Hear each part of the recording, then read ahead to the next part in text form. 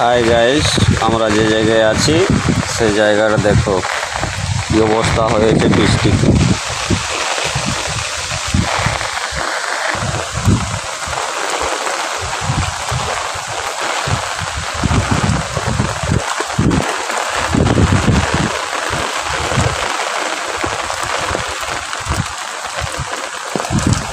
তো আমি ভাড়া ঘরে থাকি।